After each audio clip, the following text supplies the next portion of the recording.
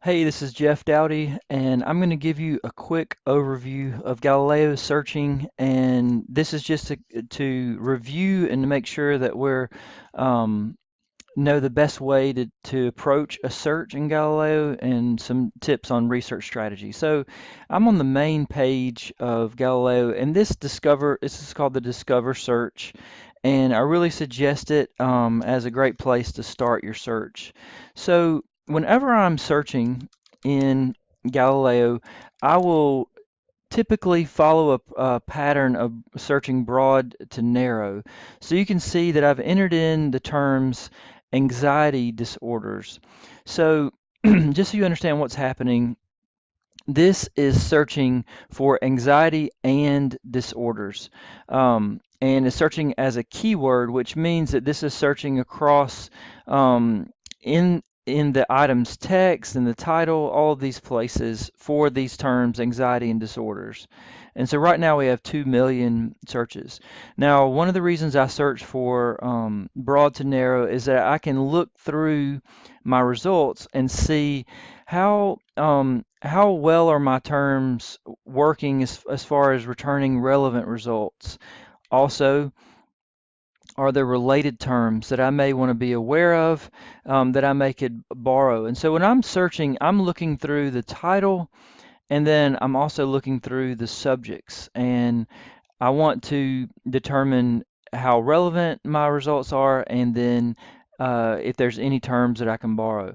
Now, as I look through, I see anxiety disorders is working pretty well. It's occurring in the title and it's occurring in the subject line. Now, a quick word about subjects. So you'll see when I click through the title, that this article has listed out a few subjects. There's only one, two, three, four, five subjects listed. So what that means for this particular source, psychotherapy, that the publisher has assigned these subjects to my to this particular article. So a subject search by nature is going to be a stricter search, more narrow. It's going to return less results than a keyword search. So to illustrate this, I'm going to click on anxiety disorders. Now before we had 2 million results, now we have 69,000. So now I'm only getting returns of articles that have anxiety disorders as a subject. Now this can be helpful. It can give us a narrow search, but it also, you need to keep this in mind that it's a narrower search. So when I go to combine it with other terms, um, it does reduce the chances of those two searches overlapping. So just be aware of what you're doing there.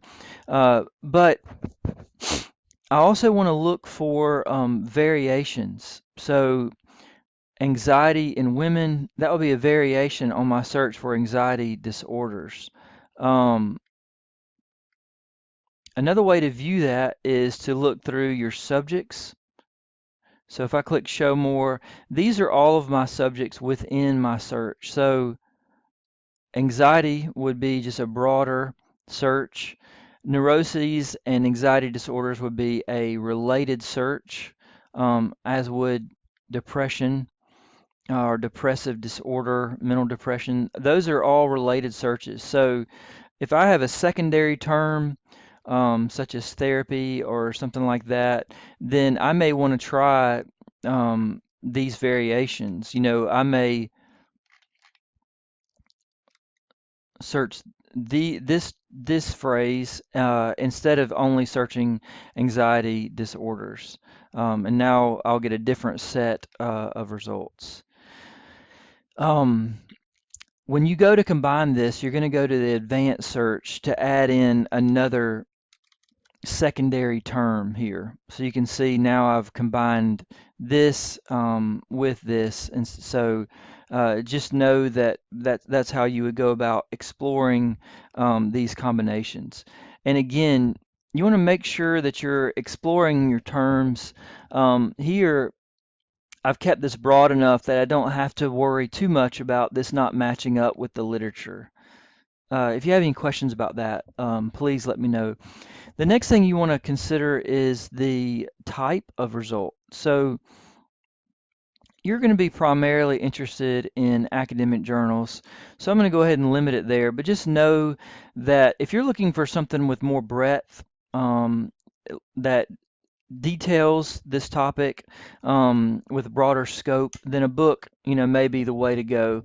If you're looking for something connected to more current events, um, something more accessible to understand your topic, then a magazine might be a good. As far as background research, a magazine may mention a report or research that was done that and just a way to kind of understand your topic more. But we're going to look at academic journals for now. Now, when you're looking at research, you may want to go ahead and limit it by date um, to have only current research, especially with your field of nursing. So now we have 6,467 with our search for neuroses and anxiety disorders and therapy.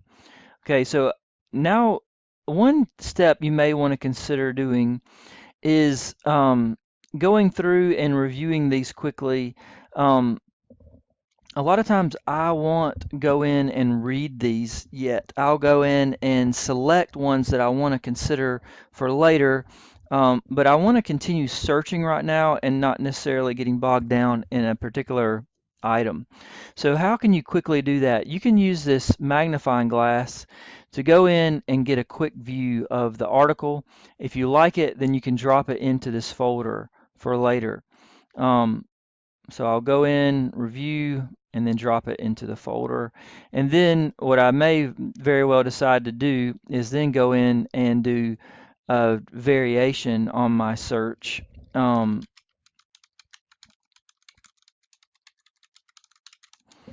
then I'll go in and explore this variation on my search and go through the same process of reviewing and then dropping into the folder if I feel like it is something that is worthwhile. Okay? Now, once you've gone through that, they're all going to be collected here in this folder. And from here, you can go in and review these, or if you need to stop, you can go in and email these to yourself here. Another option in the Discover search is to create an account. You would go here to create new account. I'm going to just show you my account. So once I've created this account, the items that I've dropped into my folder will automatically be saved in my folder. So whenever I sign back in, I can access them. All right. Another thing you want to consider is how scholarly these sources are. So if you click on the title, um, this will give you the detailed record. So you can go through and see the author affiliation, which is important. Are they connected to a research institution? You can also go through and see, for this one, it gives you information about their peer review. This is double-blind peer reviewed. So all of those things are helpful. You can also click on the source, and it will give you information on the frequency and whether or not it's been peer reviewed. Okay, so those are all things that you may want to keep in mind when considering the source. Now, another thing you want to consider is varying your search by database.